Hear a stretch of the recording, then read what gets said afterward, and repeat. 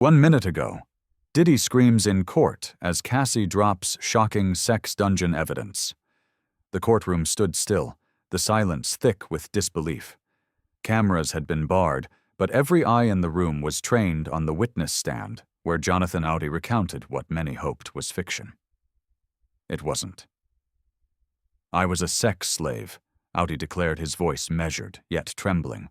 "That was my role. That was all." A ripple passed through the courtroom gallery. The gallery had heard disturbing claims before, but this testimony pushed boundaries. With federal sex trafficking charges looming over Sean Diddy Combs, Audi's explosive account shifted the narrative from celebrity scandal to full-blown criminal enterprise. The man once dismissed as unstable, whose name had appeared in the shadowy footnotes of a bizarre 2018 incident involving gunfire at a Trump property, now stood at the center of a case rocking the entertainment industry. Back then, Audi's story about Diddy had been discarded as lunacy. Now it was being read into court record as potential evidence. From the defense table, Diddy covered his face with both hands. Courtroom sources later confirmed what many suspected: it was the mention of the torture room that cracked the mogul's stoicism. Prosecutors outlined in detail a space within Diddy's mansion outfitted with extra linens for blood, custom scents to mask bodily fluids, and specific lighting tailored to humiliation.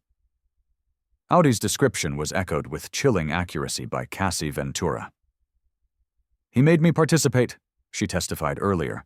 "Even during my period, there were always fresh sheets, Glade, plug-ins, and baby oil, reapplied every 5 minutes. Prosecutors painted a damning portrait of control and routine abuse, masked as consensual encounters."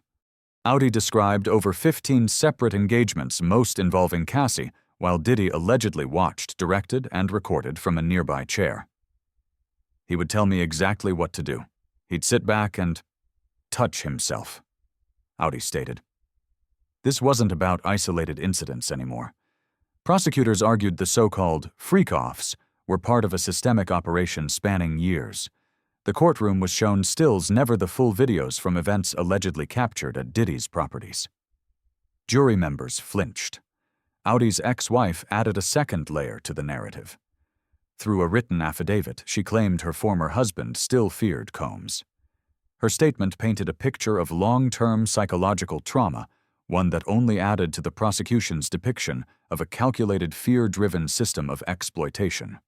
Outside the courtroom, the media firestorm reignited. Headlines screamed. Public opinion, once divided, began shifting. Hashtags calling for justice surged. Inside, the jury looked haunted. Prosecutors didn't stop there. They laid out a chain of logistics assistants who booked travel, hired escorts, managed silence. Multiple male sex workers allegedly flown across state lines. The language used wasn't just legal, it was damning. This wasn't about parties, they claimed. It was about predation. The defense, meanwhile, tried to discredit Audi. His past, especially the 2018 shootout, was brought to the forefront. "He's not mentally sound," one attorney argued. "This is a man looking for a narrative to explain his own chaos." But the problem: too many details lined up. Too many claims echoed Cassie's under-oath testimony. Prosecutors argued that where there was once smoke, there was now fire. "This isn't just freaky behavior," the lead prosecutor said. "This is structure. This is power abuse. This is federal." Diddy's defense shifted visibly. Gone were the confident smirks of early proceedings. In their place, tight lips, pale faces, and clenched jaws. When Audi mentioned the exact air fresheners used to hide the smell of the so-called torture room, a juror audibly gasped. Outside networks scrambled to respond. This wasn't a TMZ headline. This was a reckoning. Cassie's corroboration sealed the room's mood. Audi wasn't a lone accuser anymore. He was a witness with an echo. And Diddy. He was no longer just a mogul under scrutiny. He was a defendant facing a very real collapse. The second day in court brought a seismic shift in the trial's momentum. The prosecution, unflinching, turned its focus to what they called visual proof of control. For the first time, references to video evidence were confirmed, not just rumors or anonymous leaks, but verified footage handed to the jury under strict security protocols. 9 separate recordings, all labeled time-stamped cataloged, none shown to the public. These are not sex tapes, the prosecutor declared. These are coercion tapes. Behind the scenes, legal analysts buzzed the material was being treated like evidence from a trafficking ring, not a celebrity scandal. Even the judge ordered privacy shields for jurors' monitors. Only they would see the videos. No one else in the courtroom, press, public, or even courtroom staff was permitted a glimpse. Cassie's testimony offered the framework. There was a pattern, she explained. Every encounter had steps. First I had to narrate. Then came the oil. Then oral. Then whatever he wanted. She described the psychological descent. How Diddy filmed everything. How those tapes became weapons of silence. He used them to keep me quiet. You couldn't say no. You couldn't leave. The defense countered, arguing that the videos showed consensual acts among adults. This is being sensationalized, one defense attorney insisted. They were lovers. It was private. Messy, sure, but consensual. But then came the 2016 hotel video. In a grainy clip already seen by millions since CNN released it in 2024, Diddy was seen chasing Cassie down a hallway, kicking her, dragging her into a hotel room. The jury watched it again, this time with added context. A former hotel security officer took the stand, testifying to what Cassie screamed during that altercation. "I want to go. Please let me leave." It was the bridge prosecutors needed. What happened in public matched what was alleged behind closed doors. Then came the male escorts. Several testified faces, blurred names sealed, describing freak-offs that spiraled into humiliation. One recalled Diddy forcing an escort to urinate on Cassie. Another said he couldn't perform anymore due to trauma. "I started having dysfunction," he said. "I'd hear the screams in my head." A third described watching Cassie dragged by her hair from a computer chair. She was kicking, crying. He didn't stop. Courtroom observers noted the jury's shifting posture. What started as attentive interest turned to tight-lipped horror. Several jurors stopped taking notes. One wiped away a tear. Prosecutors pushed further. They claimed Diddy's operations were tightly managed hotels, booked in advance specific rooms, prepped drugs, supplied and timed. Baby oil, Astroglide, designer air fresheners to mask the aftermath. It wasn't chaos, it was coordinated. Cassie's voice cracked during cross-examination. There were nights she whispered, "I didn't even know what happened until the next day." The defense pivoted again, blaming drugs. She was an addict, they argued. She was deep into it. He tried to help. But prosecutors struck back. He introduced her to the suppliers. He gave her the numbers. He wasn't saving her. He was controlling her. By day's end, the prosecution's case had transformed from theory into vivid architecture. The room, the videos, the pattern, the silence, it all formed a lattice of fear. And Diddy, he sat, stone-faced, no longer flipping through his Bible, no longer calm. A verdict was far off, but the evidence had landed. Thursday, May 8th, 2025. What was expected to be a routine pre-trial hearing turned into a legal powder keg. Inside Manhattan Federal Courtroom, 12A Judge Aaron Subramanian addressed the gallery with a cold, clipped tone. His target, Sean Diddy Combs. The judge was no longer just overseeing a high-profile celebrity trial. He was confronting what he described as a grievous breach of judicial trust. The prosecution had come armed with receipts, phone logs, visitor records, prison communications traced back to Diddy, who had been incarcerated at MDC Brooklyn since September 2024, allegedly using other inmates' accounts to make unauthorized calls, three-way calls, unlisted contacts, attempts to influence testimony. One witness received 128 messages over 4 days. The content: persuasion, denial, offers, subtle pressure disguised as friendship. The gallery sat frozen. Jurors not yet finalized watched from the wings. One of them, an employee of MDC Brooklyn, was quietly dismissed after revealing his workplace. The overlap sent a chill through the room. He could have been compromised, one legal analyst whispered to press. "This is unprecedented. Prosecutors called it what it was, witness tampering. Judge Subramanian didn't mince words. He announced an immediate referral for additional perjury charges. Diddy, already buried under a federal indictment involving sex trafficking, kidnapping, and forced labor, now faced obstruction of justice. He lied to this court, the judge stated. And the court does not forget. That same afternoon, procedural privileges were stripped from Diddy's legal team. Restrictions placed on filing motions, limitations on evidence presentation, a silent but punishing rebuke. The defense scrambled. Their narrative that Diddy was a flawed but misunderstood figure was fracturing. So was their timeline. The jury pool would now enter trial, knowing one thing for certain: the defendant had lied under oath. Outside, media erupted, headlines surged, hashtags trended. Watch order Diddy trial, perjury bombshell. Witness tampering. Inside, the judge leaned forward. This trial will proceed as scheduled. No delays, no distractions. As the gavel fell, Diddy sat unmoved. But those who knew him said his knuckles had turned white. The game had changed. No longer was this trial about past behavior. It was about the integrity of the present, how far a powerful man might go to avoid facing his past. As trial proceedings resumed on May 12th, the atmosphere was no longer just tense. It was electric. Every word, every stare, every tremor from the defense table was scrutinized. The prosecution was building more than a case. They were constructing a monument to collapsed power.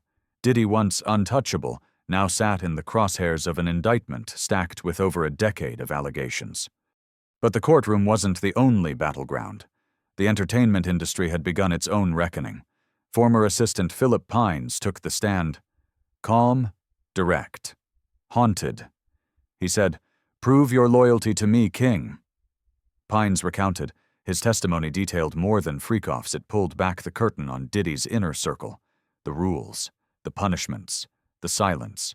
According to Pines, loyalty was currency. Sex was proof. Drugs were tools. And everything, absolutely everything, was documented, cleaned, and scrubbed afterward. He'd film everything. But I was the one who had to delete it if things went too far. And they always did. The prosecution connected Pines' testimony with earlier witness accounts, a web of control, humiliation, and surveillance. The systemic nature of the abuse was no longer a theory. It was a pattern. And then came the tapes. Courtney Burgess, another alleged victim and key witness, claimed to possess hours of unreleased footage showing Diddy celebrities and guests at private parties. Some, he said, involved minors. He called himself Lucifer Burgess, told News Nation in a pre-trial interview. And he acted like it.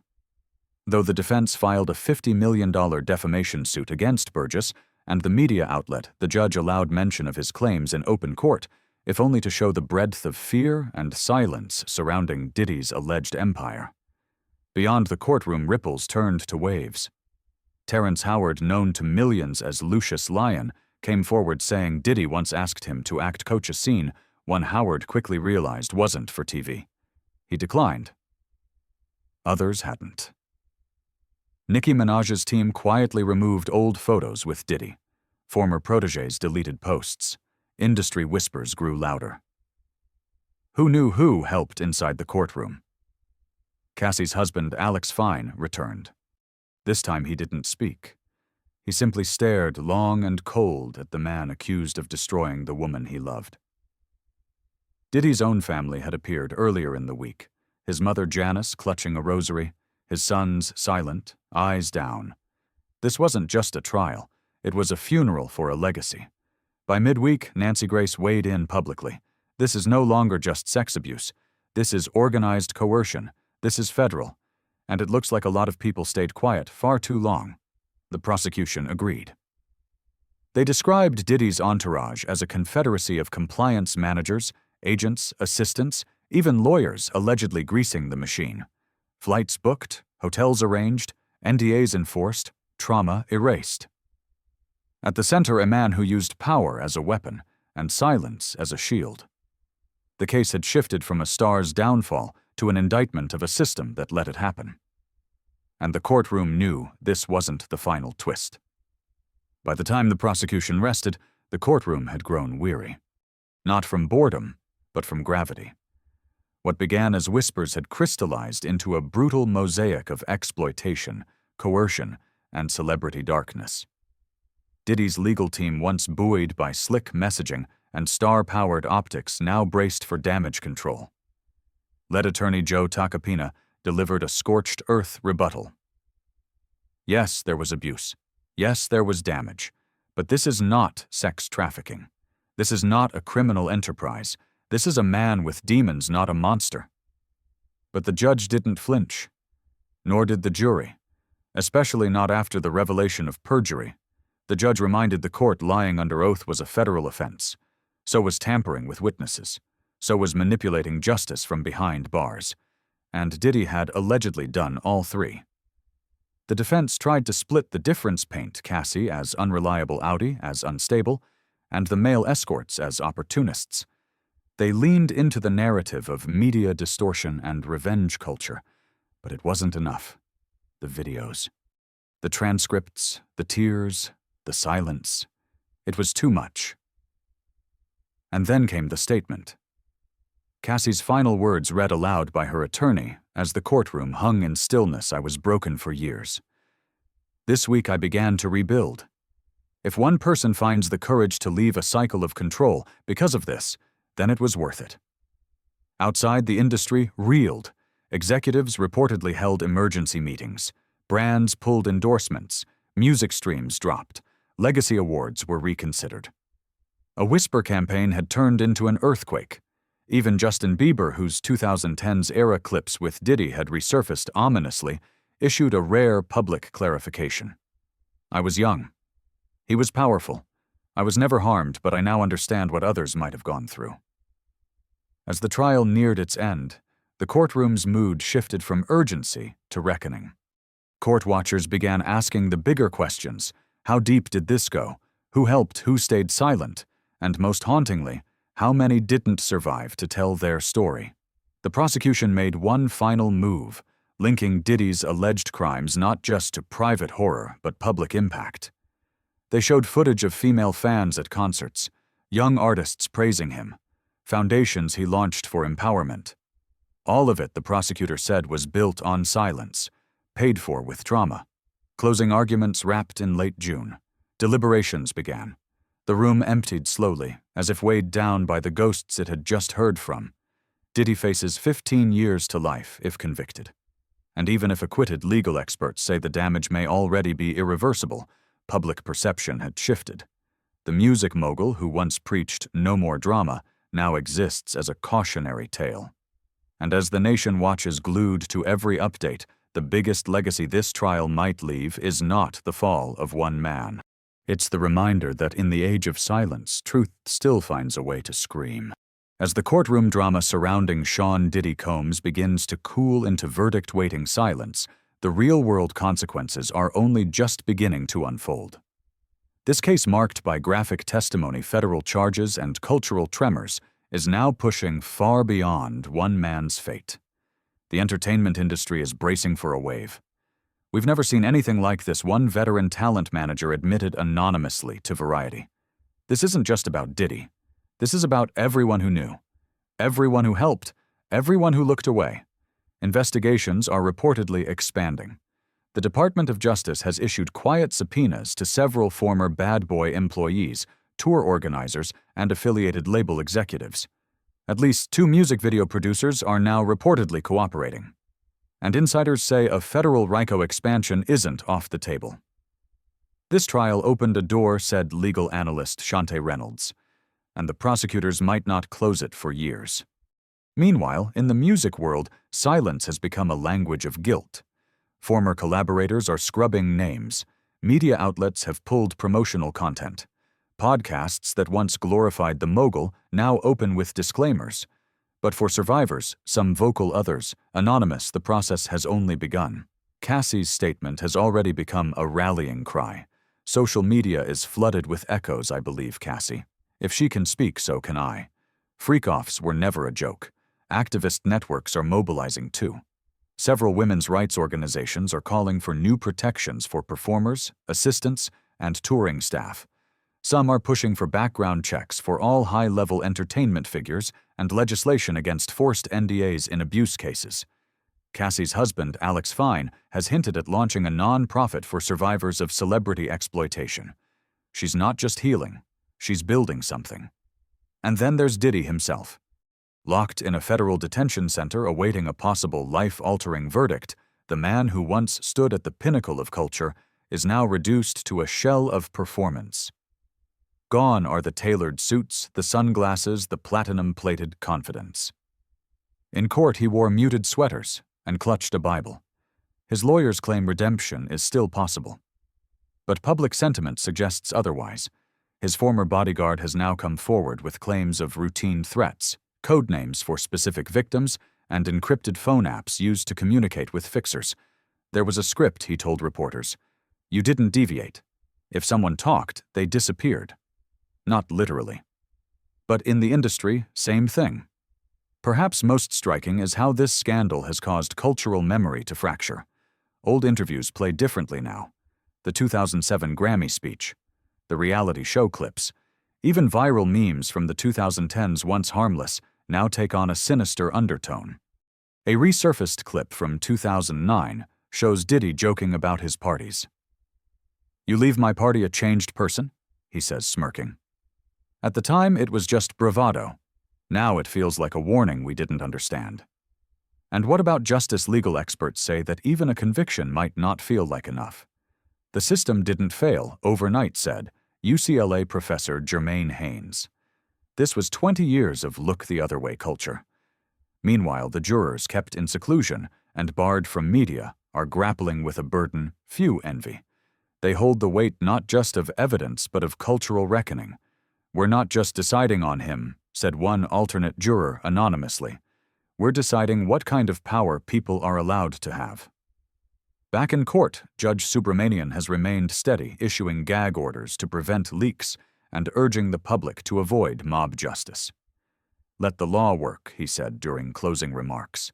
"Let truth speak even if it shakes." And it has shaken. Across industries. Across countries. Because this wasn't just a trial, it was a mirror. And we're all standing in front of it now,